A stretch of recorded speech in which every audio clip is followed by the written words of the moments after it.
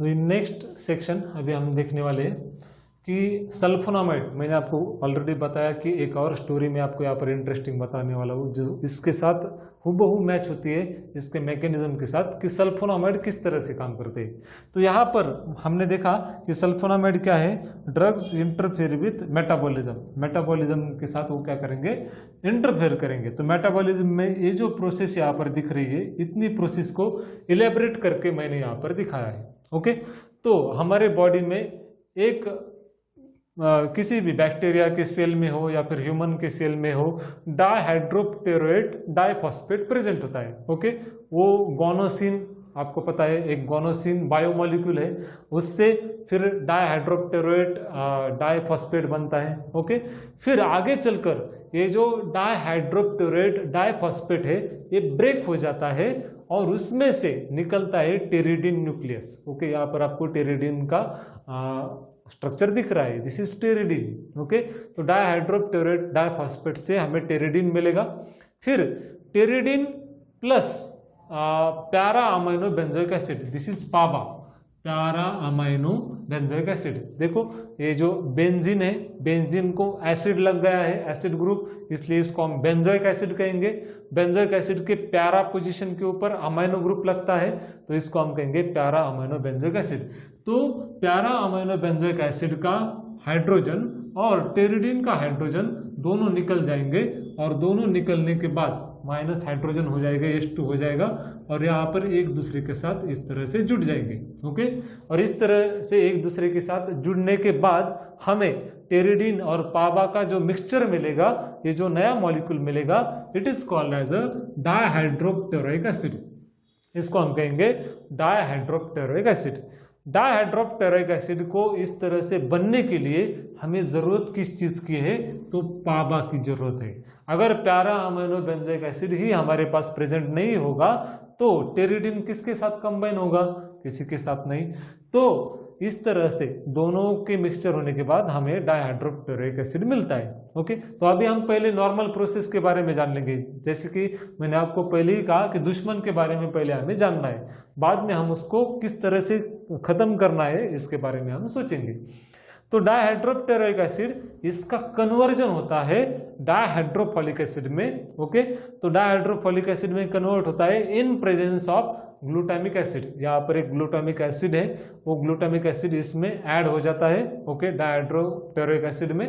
Okay, और हमें मिलता है डाइहाइड्रोफोलिक एसिड। तो DHFA, इसी को हम कहते हैं DHFA। DHFA is very much important, ये एक इम्पोर्टेंट प्रीकर्सर है। ओके, और जिससे आगे चलकर हमें मिलने वाला है THFA, टेट्राहाइड्रोफोलिक एसिड हमें मिलने वाला है।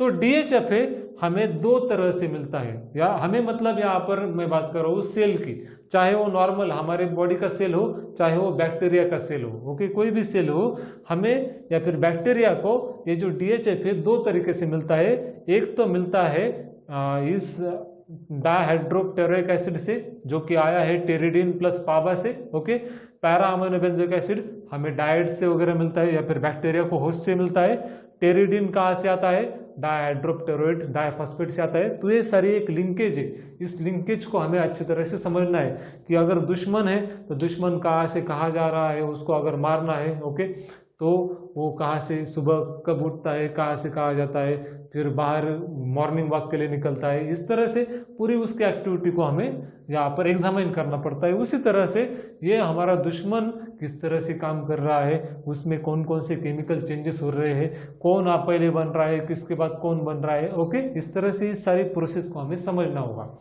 तो DHFA दो प्रोसेस से या फिर दो केमिकल रिएक्शन से बनता है। एक तो पहली है डाइहाइड्रोप्टेरोइक एसिड का कन्वर्जन होता है DHFA में in presence of glutamic acid. दूसरा है फॉलिक एसिड का भी कन्वर्जन होता है DHFA में in presence of folate reductase enzyme.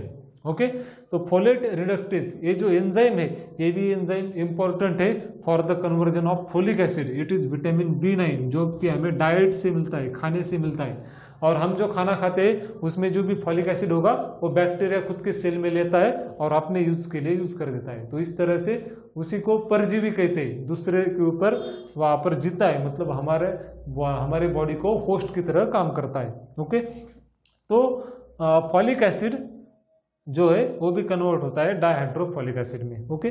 Next डायहाइड्रोफोलिक acid का कन्वर्जन होता है फोलेट रिडक्टेज। ओके। फोलेट मतलब क्या है? फोलिक एसिड का ईस्टर। ओके। फोलिक एसिड का ईस्टर मतलब फोलेट, उसका रिडक्शन करने वाला, फोलेट का रिडक्शन करने वाला एंजाइम मतलब फोलेट रिडक्टेज। ओके। तो फोलिक एसिड में अगर उसका रिडक्शन होगा मतलब क्या होगा? हाइड्रोजन ऐड होगा। तो फॉलिक एसिड का कन्वर्जन हुआ किसमें? डायहाइड्रोफोलिक एसिड में। तो अगर हम ध्यान से किसी भी नाम को देखेंगे, किसी भी एंजाइम के नाम को देखेंगे तो हमें उसका फंक्शन भी पता चल जाता है। तो उसका नाम ही उसका फंक्शन अपने आप बता देता है। तो फॉलिक एसिड डायहाइड्रोफोलिक एसिड में 2 हाइड्रोजन उसमें ऐड हो जाएंगे और कन्वर्ट होगा डायहाइड्रोफोलिक एसिड में in presence of enzyme folate reductase. Folic acid का ईस्टर मतलब फोलेट, उसका रिडक्शन करने वाला एंजाइम मतलब रिडक्टेज। उसी तरह से सेम एंजाइम नेक्स्ट स्टेप में भी काम आता है। डायहाइड्रोफोलिक एसिड है मतलब 2 हाइड्रोजन है, उसमें और 2 हाइड्रोजन ऐड करने होगा मतलब और उसका रिडक्शन करना होगा, और अगर उसका रिडक्शन करना होगा तो और हमें चाहिए enzyme that is folate reductase. Okay. तो फोलेट रिडक्टेज यही यहाँ पर भी काम आ जाएगा और हमें मिलेगा टेट्राहाइड्रोफोलिक एसिड। ओके। और आगे चलकर तो आपको पता है कि यहाँ पर हमने समझा ही है कि टेट्राहाइड्रोफोलिक एसिड आगे चलकर प्यूरिन और पिरिमिडिन बनाते हैं नाइट्रोजन बेसिस, उससे आगे चलकर डीएनए बनेगा। ओके। आगे की प्रोसेस हम देख चुके हैं। तो ये जो प्रोसेस मैंने यहाँ पर लिखी है, यहाँ पर हमारा सल्फोनामाइड काम करता है और ड्रामेटिकली काम करता है। क्यों ड्रामेटिकली काम करता है? तो मैं आपको अभी वो स्टोरी बताऊंगा कि पहले मैंने आपको शोले की स्टोरी बताई थी कि एंटीबायोटिक के बारे में, लोहे को लोहा काटता है। तो वैसे ही हम क्या करेंगे, यहाँ पर हमें क्या करना है, अगर इस पूरी प्रोसेस को स्टॉप करना है तो ये जो यहाँ पर पाबा है, प्यारा अमाइनो बेंजोइक एसिड। ओके। तो इस पाबा को अगर हम रिप्लेस कर देंगे, ओके, पाबा को अगर हम यहाँ से निकाल देंगे, ओके, और यहाँ पर पाबा की तरह दिखने वाला कोई दूसरा एजेंट यहाँ पर ऐड कर देंगे, कोई हमारा खुद का एजेंट, खुफिया एजेंट। ओके। तो इस तरह की स्टोरी आपको कहीं पर मतलब क्लिक हो रही है क्या? तो ये डॉन, अगर आपने फिल्म देखी है अमिताभ बच्चन की डॉन, उस फिल्म में क्या होता है कि जो डॉन होता है, ओके, जो पहला अमिताभ बच्चन है वो डॉन, वो मर जाता है और उसके मरने के बाद वो पूरी जो डॉन की गैंग है उसके बारे में पता लगाने के लिए एक पुलिस ऑफिसर क्या करता है, एक ऑर्डिनरी आदमी लेकिन वो दिखता है डॉन की तरह। ओके। डॉन की तरह दिखता है तो वो क्या करता है, उस ऑर्डिनरी आदमी को, ओके, एक सामान्य आदमी को क्या करता है, डॉन के रूप में पेश करता है और उस गैंग में भेज देता है और उसको कहता है कि तू जा और उस गैंग की जो भी सारी खुफिया चीजें है वो पुलिस को दे, उस गैंग को खोखला कर दे। ओके। मतलब तुझे डॉन की तरह दिखना है, डॉन की तरह रहना है, लेकिन काम पुलिस के लिए करना है। ओके। तो ये चीज यहाँ पर फिट बैठती है, कोई भी चेंज नहीं है। ओके। यहाँ पर एक पैरा अमाइनो बेंजोइक एसिड और उस पैरा अमाइनो बेंजोइक एसिड मतलब ये पुराना डॉन है। ओके। अभी उस डॉन को हम क्या करेंगे, रिप्लेस कर देंगे और कुछ उसी की तरह दिखने वाला एजेंट, कुछ मतलब कुछ तो डिफरेंस तो होगा, लेकिन ऐसा डिफरेंस जो समझ में नहीं आता, इजीली समझ में नहीं आता। ओके। दूर से अगर दोनों को हम देखेंगे तो लगभग सेम दिखेंगे। तो उसी तरह से सल्फोनामाइड क्या है, एक ऐसे एजेंट है जो पाबा की तरह दिखते हैं, इसीलिए मैंने यहाँ पर उनका स्ट्रक्चर निकाला है। Okay. This is structure of para amino benzoic acid, this is structure of sulphonamide, ये सल्फोनामाइड है। ओके। यहाँ पर देखो अमाइनो ग्रुप प्रेजेंट है, यहाँ पर अमाइनो ग्रुप प्रेजेंट है, यहाँ पर बेंजीन है, यहाँ पर बेंजीन है। सिर्फ डिफरेंस क्या है, यहाँ पर कार्बोक्सिलिक एसिड ग्रुप है और यहाँ पर सल्फोनामाइड ग्रुप है। Okay. This is sulphone, this is amino, sulphone plus amino group is called as a sulphonamide group. Okay. तो सिर्फ सल्फोनामाइड ग्रुप को अगर हम छोड़ दें तो दिखने के लिए दोनों सिमिलर दिखते हैं और ये सल्फोनामाइड क्या करेंगे, फिर पाबा को रिप्लेस करेंगे, ये जो पूरी प्रोसेस है उसमें खुद जाकर अटैच हो जाएंगे। और अगर यहाँ पर पाबा की जगह पर सल्फोनामाइड अटैच होगा तो क्या हो जाएगा, आगे की जो भी पूरी स्टेप है ये पूरी स्टेप यहाँ पर खत्म हो जाएगी या फिर होगी ही नहीं। ओके, आगे कुछ भी नहीं होगा, डीएनए सिंथेसिस नहीं होगा। ओके, तो इस तरह से पूरे सल्फोनामाइड में जितने भी एग्जांपल हम देखते हैं, सल्फासिटामाइड, सल्फाडाइजीन, सल्फागोनिडीन, सल्फामिथॉक्साजोल, सल्फाडाइमिथॉक्सिन, सक्सिनिल सल्फाथायाजोल, ओके, थैलिल सल्फाथायाजोल, ये सारे जो भी एजेंट है पूरे के पूरे यही पर काम करते हैं। वो क्या करते हैं, प्यारा अमाइनो बेंजोइक एसिड को रिप्लेस करते हैं और खुद जाकर वहां पर अटैच हो जाते हैं। ओके, तो सारे अगर सेम काम करते हैं तो फिर अलग अलग डेरिवेटिव बनाने की क्या जरूरत है, वो भी हम बाद में देखने वाले हैं। ओके, तो इस तरह से सल्फोनामाइड और डॉन की स्टोरी आपको कोरिलेट करनी है और देखनी है। उसके बाद नेक्स्ट इसमें हमें देखना है कि सल्फोनामाइड, इसमें एक एजेंट तो है हमारा जो पाबा को रिप्लेस करता है, वो जो है सल्फोनामाइड है, लेकिन अकेला सल्फोनामाइड क्या इस पूरे प्रोसेस को रोक सकता है? ओके, क्या हमारा पूरा सल्फोनामाइड, जो भी हम सल्फोनामाइड बॉडी में देंगे, पूरा जो सल्फोनामाइड है पूरे सारे पाबा को रिप्लेस कर पाएगा? ओके, अगर वो पूरे पाबा को रिप्लेस नहीं कर पाएगा तो फिर ये प्रोसेस क्या पूरी तरह से स्टॉप हो पाएगी? ओके, और अगर ये पूरी तरह से प्रोसेस स्टॉप करने हैं तो हमें सल्फोनामाइड के साथ क्या कोई और एजेंट ऐड करना होगा। तो ये सारी जो चीज़ें हैं ये हम नेक्स्ट इमीडिएट सेक्शन में उसका आंसर देखने वाले। ओके, तो अभी हम देख रहे थे कि सल्फोनामाइड किस तरह से रिप्लेस करते हैं पाबा को, प्यारा अमीनो बेंजोइक एसिड को, लेकिन क्या अकेला सल्फोनामाइड ये कर पाएगा? नहीं, अकेला इफेक्टिव नहीं रहता है। क्यों नहीं रहता? क्योंकि सल्फोनामाइड, अगर हम मान लो अगर यहाँ पर पाबा है, पाबा हमारे बॉडी में 50 है, ओके, और सल्फोनामाइड अगर हम 25 ही देते हैं, ओके, तो 25 क्या पूरे 50 को रिप्लेस कर पाएंगे? ओके, नहीं, ये 25 क्या करेंगे, सिर्फ 25 यहाँ पर पाबा को रिप्लेस करेंगे, 25 पाबा को रिप्लेस करेंगे। जो बाकी 25 पाबा बचे हुए हैं वो तो जाकर पेरिडीन से अटैच होंगी। ओके, तो आपके दिमाग में फिर से क्वेश्चन आ सकता है, तो अगर ये पाबा 50 है तो ये भी 50 कर दो। ओके, तो उससे क्या होगा, सल्फोनामाइड की क्वांटिटी बढ़ जाएगी तो उसकी टॉक्सिसिटी बढ़ जाएगी। ओके, डोज अगर हम बढ़ाएंगे तो टॉक्सिक नेचर हो जाएगा, तो वो भी हम नहीं कर सकते।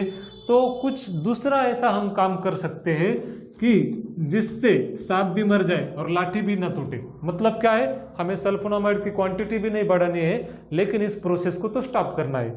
इस वजह से हम क्या करते हैं, इसके साथ हर एक सल्फोनामाइड या फिर कुछ ऐसे सल्फोनामाइड है, सल्फोनामाइड के साथ हम दूसरा एक ड्रग देते हैं जिसका नाम है ट्राइमिथोप्रिन। एक दूसरा ड्रग है, दूसरा एजेंट है, दूसरा कीमोथेरेपेटिक एजेंट है जिसको हम कहते हैं ट्राइमिथोप्रिन। यहाँ पर आपको कहीं पर दिख रहा है इस प्रोसेस में कहाँ पर ट्राइमिथोप्रिन काम करता है। ओके, तो देखो देखो देखो देखो यहाँ पर ये जो ट्राइमिथोप्रिन है ये फोलेट रिडक्टेज को क्या करते हैं, इनहिबिट करते हैं। ओके, ट्राइमिथोप्रिन क्या करता है, फोलेट रिडक्टेज को, इस एंजाइम को रिड्यूस करता है, इसको इनहिबिट करता है।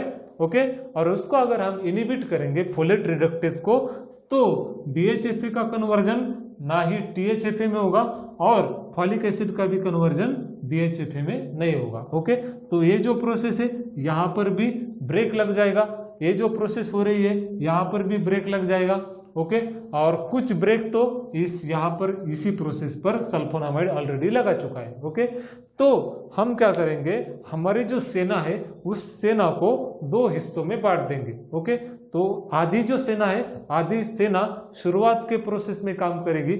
जो युद्ध की शुरुआत है, युद्ध की शुरुआत में ही हम पूरी सेना नहीं भेज देंगे। ओके, हो सकता है कि युद्ध की शुरुआत में हम अगर पूरी सेना भेज दे तो पूरी खत्म हो जाएगी, बाद में हमारे पास बैकअप ना रहे। ओके, तो हम क्या करेंगे, आधी सेना मतलब सल्फोनामाइड को पहले भेज देंगे। सल्फोनामाइड जितना काम कर सकता है उतना काम करेगा। ओके, उसके हाथ से, ओके, उसके चंगुल से जो भी बचेगा, ओके, वो आगे जाएगा, आगे की प्रोसेस होगी। लेकिन उससे जो भी बचा है, हमारी जो दूसरी टुकड़ी है, ओके, दूसरी जो सेना है दूसरा दल है, दूसरे दल के चंगुल से नहीं बचेगा। ओके, तो आधा काम यहाँ पर हो जाएगा और आधा जो बचा कुचा काम है यहाँ पर ट्राइमेथोप्रिम कर देगा, तो वो यहाँ पर इस फोलेट रिडक्टेज को इनहिबिट करके करेगा। तो इस तरह से सल्फोनामाइड और ट्राइमेथोप्रिम दोनों को कंबाइन करके हम यहाँ पर इसका सिनर्जिस्टिक इफेक्ट ले सकते हैं। इसी को हम कहते हैं synergism. It is very popular term in pharmacology कि अगर दो ड्रग एक दूसरे की एक्टिविटी को बढ़ाते हैं, ओके, तो हम कहते हैं सिनर्जिज्म। ओके, 2 और 2 5 करना, इसको हम कहते हैं। ओके, अगर अकेले 2 और अकेले 2 एक काम करते हैं तो दोनों मिलकर वो काम दुगना नहीं तिगुना ज्यादा हो जाता है। ओके, 2 और 2 5 हो जाता है। ओके, तो इस तरह से ये जो है ये इसको हम कहते हैं सिनर्जिस्टिक इफेक्ट। सल्फोनामाइड और ट्राइमेथोप्रिम दोनों मिलकर एक काम करते हैं। ओके, तो लास्ट सेक्शन हम यहाँ पर सल्फोनामाइड के बारे में बात कर रहे थे कि सल्फोनामाइड के अलग अलग डेरिवेटिव होते हैं। तो सल्फोनामाइड का अगर हम स्ट्रक्चर देखेंगे, ओके, तो उसमें आपको 2 नाइट्रोजन यहाँ पर दिखाई देंगे।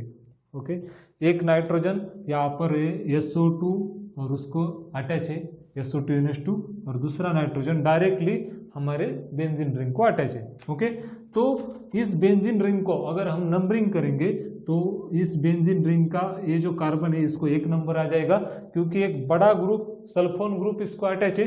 तो जिस कार्बन को एक बड़ा ग्रुप अटैच है उसको 1 नंबर आना चाहिए। फिर 2 3 और 4 5 6 इस तरह से इसकी नंबरिंग होगी।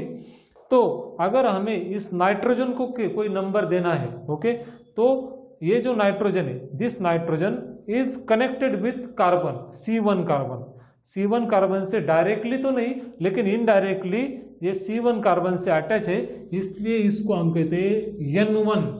Okay, N1 nitrogen of sulphonamide. Okay, this is parent structure of sulphonamide. ये सल्फोनामाइड का पेरेंट स्ट्रक्चर है और ये जो नाइट्रोजन है वो N1 है। और उसी तरह से ये जो है इसको हम कहेंगे, अगर इसको N1 कहेंगे तो आप अभी बता सकते हो कि जो कार्बन नंबर 4 से अटैच है इसको हम कहेंगे N4। ओके, तो this is N4 nitrogen of sulphonamide. इस पूरे स्ट्रक्चर को जनरली सल्फोनामाइड कहते हैं, लेकिन इसका अगर हम केमिकल नेम देखना चाहिए तो इसको हम कहेंगे सल्फानिलामाइड। ओके, इसका नाम है सल्फानिलामाइड, इसको हम कहते हैं। और सल्फानिलामाइड इसको अगर हम केमिकली देखेंगे तो it is para amino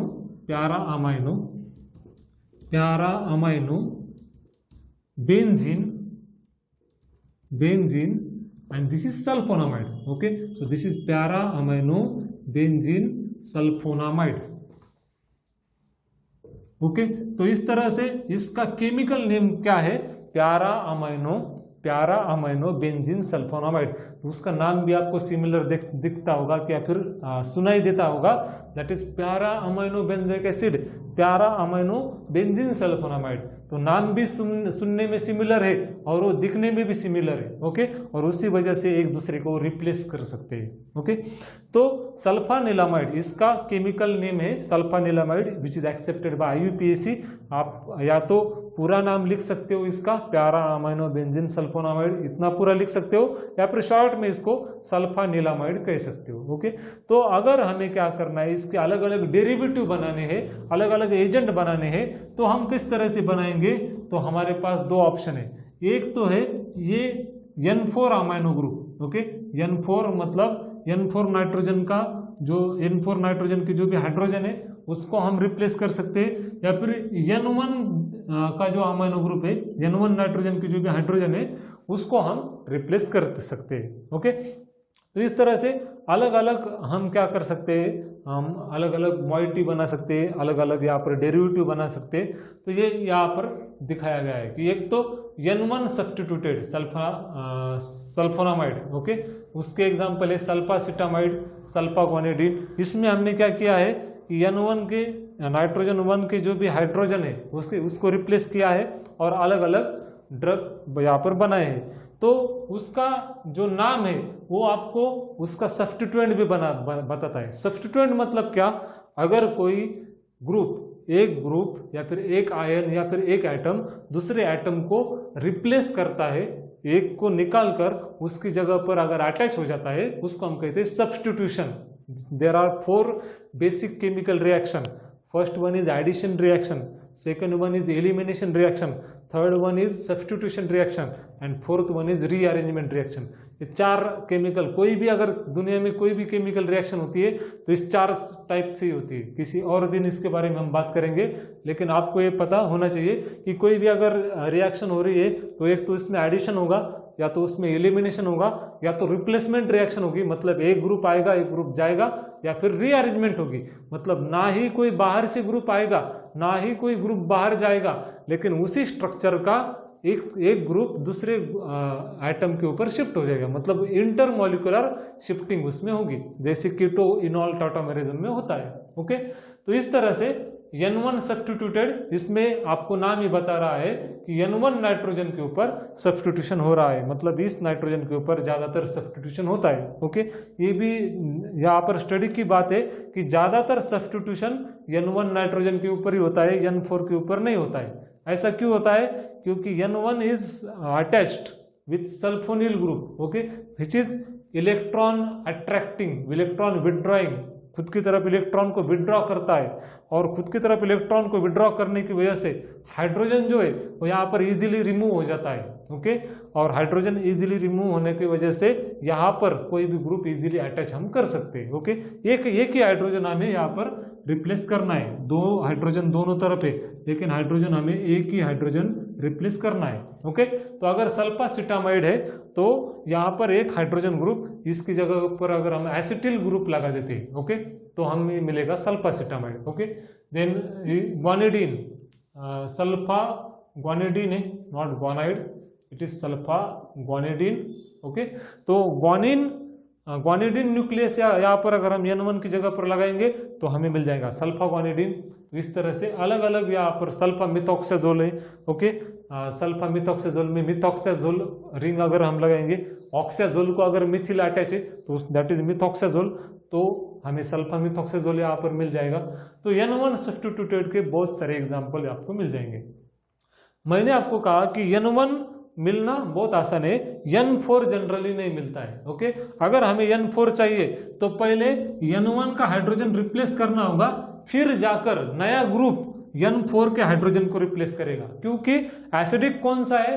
acidic है इस N1 का, ये जो है ये बेसिक है, मतलब ये जो अमाइनो ग्रुप है ये बेसिक है, इजीली ये जो है ये कॉमन रिएक्शन नहीं दिखाता है। ओके, कॉमन रिएक्शन यहाँ पर दिखती है क्योंकि ये एसिडिक है, एसिडिक मतलब इजीली हाइड्रोजन निकल जाता है। क्यों एसिडिक है? क्योंकि ये सल्फोनिल ग्रुप के साथ अटैच है। ये क्यों बेसिक है? क्योंकि ये बेंजीन के साथ डायरेक्टली अटैच है, इसलिए बेसिक है। ओके, तो अगर हमें N4 के ऊपर भी रिप्लेसमेंट करनी है तो हमें क्या करना होगा? पहले N1 के ऊपर रिप्लेसमेंट करना होगा और बाद में हम N4 का जो नाइट्रोजन है हाइड्रोजन है उसको हम रिप्लेस करेंगे। ओके, तो इस तरह से ओनली N4 सब्स्टिट्यूटेड कंपाउंड आपको नहीं मिलेंगे, सिर्फ N4 सब्स्टिट्यूटेड कंपाउंड सल्फोनामाइड आपको नहीं मिलेंगे, आपको या तो N1 मिलेंगे या फिर both N1 and N4 substituted sulphonamide मिलेंगे। आई होप आपको ये जो चीज़ है समझ में आ रही है। तो इसका एग्जाम्पल क्या है? सक्सिनिल सल्फाथायाजोल। ओके, सल्फाथायाजोल, ओके, सल्फोनामाइड को अगर यहाँ पर थायाजोल रिंग हम लगा देंगे तो हमें मिल जाएगा सल्फाथायाजोल, और इधर से N4 पोजीशन के ऊपर अगर हम सक्सिनिल ग्रुप, सक्सिनिक एसिड का डेरिवेटिव या फिर सक्सिनिक एसिड का group that is succinyl group अगर हम लगा देंगे तो हमें मिल जाएगा सक्सिनिल सल्फाथायाजोल। और दूसरा एग्जाम्पल है इसमें थैलिल सल्फाथायाजोल। ओके, सक्सिनिक एसिड की जगह पर थैलिक एसिड का हम यहाँ पर थैलिल सल्फाथायाजोल यहाँ पर लगा देंगे, जिसको हम PST कहते हैं। इसको शॉर्ट में SST कहा जाता है, दैट इज सक्सिनिल सल्फाथायाजोल, और इसको शॉर्ट में PST कहा जाता है, दैट इज थैलिल सल्फाथायाजोल, PTH। ओके, थैलिल सल्फाथायाजोल, तो P उसका साइलेंट है इसलिए उसको हम T से बोलते हैं, थैलिल सल्फाथायाजोल।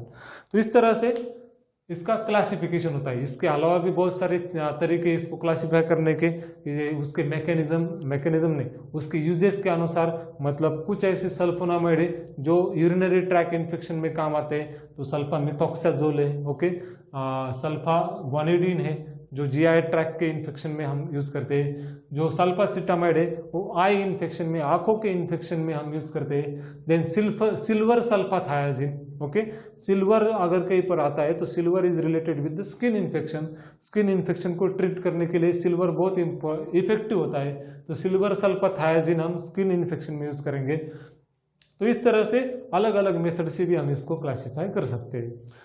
सो लास्ट पॉइंट सल्फोनामाइड में हमें जो डिस्कस करना है कि उसका, हमने कहा था कि अगर सारे सल्फोनामाइड एक ही मैकेनिज्म से काम करते हैं तो इतने डेरिवेटिव क्यों बने, क्योंकि उसका एक मेजर साइड इफेक्ट है वो क्रिस्टल यूरिया करता है, ओके। कि अगर सल्फोनामाइड हम लेंगे, बॉडी में लेंगे, तो हमारे यूरिन में वो एक्सक्रीट नहीं होगा। क्यों एक्सक्रीट नहीं होगा?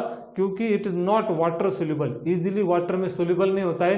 तो क्या हो जाता है, हमें पता है हमारा जो भी पूरा यूरिन है उसका मेजर कंटेंट वाटर है, तो अगर उस वाटर में ये सोल्यूबल नहीं होगा तो क्रिस्टल के फॉर्म में होगा, ओके। उसकी पथरी जम जाएगी, पत्थर जम जाएंगे, ओके, क्रिस्टल जम जाएंगे और उससे हमारी जो किडनी है वो डैमेज होती रहेगी। तो वो जो क्रिस्टल यूरिया है, ओके, उस क्रिस्टल यूरिया को कम करने के लिए, उसका क्रिस्टलाइजेशन कम करने के लिए हमें एक थ्योरी जाननी होगी। क्या थ्योरी है? कि हमें पता होना चाहिए कि यूरिन का पीएच लगभग 6 के आसपास होता है, ओके, स्लाइटली एसिडिक इसको हम कह सकते हैं, okay, pH of the urine. लेकिन सल्फोनामाइड का जो पीकेए है, पीके मतलब dissociation constant, ionisation constant, okay, ionise होने का जो पीके है दैट इज 10.4, ओके। तो पीके और पीएच, ये बेसिक कंसेप्ट हमें पता होनी चाहिए कि यूरिन का पीएच है 6, लेकिन सल्फोनामाइड का जो पीके है वो 10.4 है। तो जो कोई भी ड्रग सोल्यूबल कब होगा, ओके, सोल्यूबल कब होगा या फिर उसका आयोनाइजेशन कब होगा? जब उसका आयोनाइजेशन होगा तब वो सोल्यूबल होगा। याद रखो, जब उसका आयोनाइजेशन होता है, मतलब आयन के फॉर्म में वो जब वो टूटता है तब वो सोल्यूबल होता है, ओके। और वो उसका आयोनाइजेशन कब होगा? जब उसका पीएच इज इक्वल टू पीके होगा, ओके। पीएच अगर पीके के सेम होगा, पीएच और पीके दोनों का सेम होगा, तब उसका आयोनाइजेशन होगा, ओके। लेकिन यूरिन का पीएच है 6 और इसका पीके है 10, मतलब अगर इसको 10 पीएच के वाटर में डाल दिया जाए या फिर बेसिक एनवायरनमेंट में इसको अगर हम डाल दिया जाए तब इसका आयोनाइजेशन होगा, ये सोल्यूबल हो जाएगा। मतलब ये बेसिक एनवायरनमेंट में सोल्यूबल है, लेकिन हमारा जो यूरिन है वो एसिडिक है, उसमें सोल्यूबल होगा नहीं, तो सोल्यूबल नहीं होगा तो क्रिस्टल यूरिया होगा। It is as much as simple, okay. तो हम क्या कर सकते हैं? तो बहुत ही ईजी है। हमें 2 तरीके हैं, हम या तो इसकी वैल्यू इसके आसपास लाएंगे या इसकी वैल्यू इसके आसपास लाएंगे। इन शॉर्ट, अगर हम यूरिन का पीएच बढ़ाएंगे तो भी पीएच इज इक्वल टू पीके हो जाएगा, या फिर कुछ ऐसे डेरिवेटिव हम बनाएंगे, कुछ ऐसे अलग अलग एजेंट हम बनाएंगे, तो सल्फोनामाइड का उसका अगर पीके या यूरिन के पीएच के आसपास होगा तो वो भी उसका आयोनाइजेशन हो जाएगा। तो वही उसका सोल्यूशन है। या तो हम वाटर इनटेक इंक्रीज कर देंगे, वाटर इनटेक इंक्रीज होगी तो पीएच जो है, यूरिन का पीएच वो भी बढ़ेगा, एसिड पीएच है वो थोड़ा न्यूट्रल की तरफ जाएगा, थोड़ा बेसिक की तरफ जा सकता है, ओके। ज़्यादा से ज़्यादा यूरिन का फ्लो अगर बढ़ेगा तो भी क्या होगा, अगर वाटर की क्वांटिटी बढ़ेगी तो वो जो सल्फोनामाइड है वो सोल्यूबल हो जाएगा। तो ये एक तरीका है कि इससे हम क्या कर सकते हैं, क्रिस्टल यूरिया कम कर सकते हैं। दूसरा क्या तरीका है कि इंक्रीज यूरिन पीएच, यूरिन का पीएच हम बढ़ा सकते हैं, जैसे कि हमने डिस्कस किया कि 6 पीएच होता है, 10 के आसपास अगर लाएंगे। किस तरह से लाना है? तो हम सोडियम बाइकार्बोनेट का इंटेक बढ़ाएंगे, ओके। सोडियम बाइकार्बोनेट का इंजेक्शन साथ में दे सकते हैं, सलाइन साथ में दे सकते हैं। तो ये भी एक तरीका है, आज भी इस्तेमाल होता है कि यूरिन का पीएच सिस्टेमिक अल्कलाइजर जिसको हम कहते हैं, कि कुछ जो हमारे अंदर का जो भी सिस्टेमिक ये ड्रेनेज सिस्टम है या फिर जो भी हमारी यूरिनरी ट्रैक्ट है उसका अल्कलाइजेशन करना, उसका एसिडिटी बेसिसिटी को बढ़ाना, ये भी हम कर सकते हैं। लास्ट वन है decrease pK of sulphonamide. Sulphonamide का अगर हम पीके कम कर देंगे किस तरह से कम करेंगे, तो उसके अलग अलग डेरिवेटिव बनाकर। ओके, तो यही यहाँ पर कुछ एग्जांपल दिए हैं कि अगर सल्फा डायजीन है तो सल्फा डायजीन कॉमन जो सल्फोनामाइड है, सिर्फ इतना अगर आप स्ट्रक्चर देखोगे मेन सल्फोनामाइड, उसका पीके 10.4 है, लेकिन उसमें कुछ चेंजेस करके डायजीन रिंग उसको अटैच करके सल्फा डायजीन हम बनाएंगे तो उसका 6.5 पीएच हो पीके हो जाएगा, नॉट पीएच, 6.5 पीके हो जाएगा।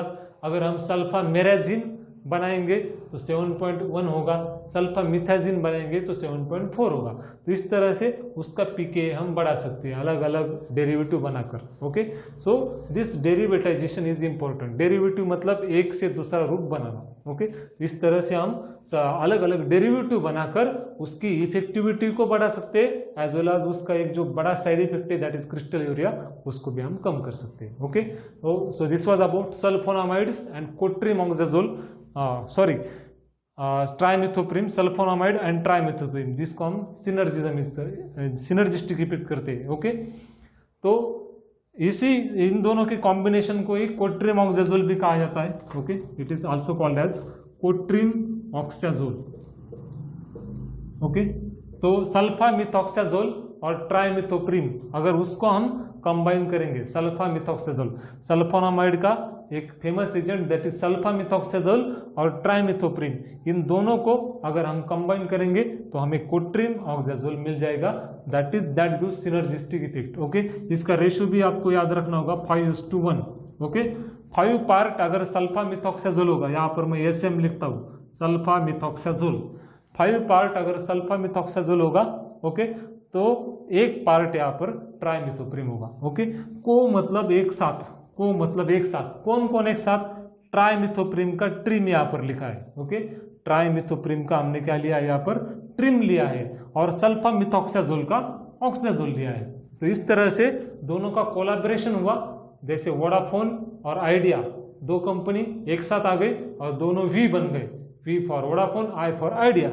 वैसे सल्फा मिथोक्साजोल और ट्राइमिथोप्रिम दोनों एक साथ आ जाएंगे, दोनों ने एक दूसरे के साथ कोऑपरेट किया, तो कोऑपरेट का को लिया, ट्राइमिथोप्रिम का ट्रिम लिया, सल्फा मिथोक्साजोल का ऑक्साजोल लिया। तो इस तरह से 5:1 रेशियो में अगर हम इसको लेते तो this is called as a cotrimoxazole, which is very famous in wide range of infection. बहुत सारे इन्फेक्शन को किल करने का ये काम करती है, क्योंकि इसमें बहुत ही अच्छा सिनर्जिस्टिक इफेक्ट मिलता है। तो बहुत सारे इन्फेक्शन, मतलब यूटीआई इन्फेक्शन में, यूरिनरी ट्रैक इन्फेक्शन में हम यूज कर सकते हैं, रेस्पिरेटरी ट्रैक इन्फेक्शन में, किसी भी इन्फेक्शन के आगे आइटिस लगता है, आइटिस मतलब इन्फेक्शन और इन्फ्लेमेशन, मेनिंजाइटिस है। ओके, मेनिंजस मतलब हमारे जो भी ब्रेन है या स्पाइनल कॉर्ड के ऊपर की जो भी लेयर है उसको हम मेनिंजस कहते हैं, उसका अगर इन्फेक्शन होता है तो मेनिंजाइटिस। फेरिंग्स है, उनका इन्फेक्शन है तो फेरिंजाइटिस। टॉन्सिल है, टॉन्सिल का इन्फेक्शन तो टॉन्सिलाइटिस।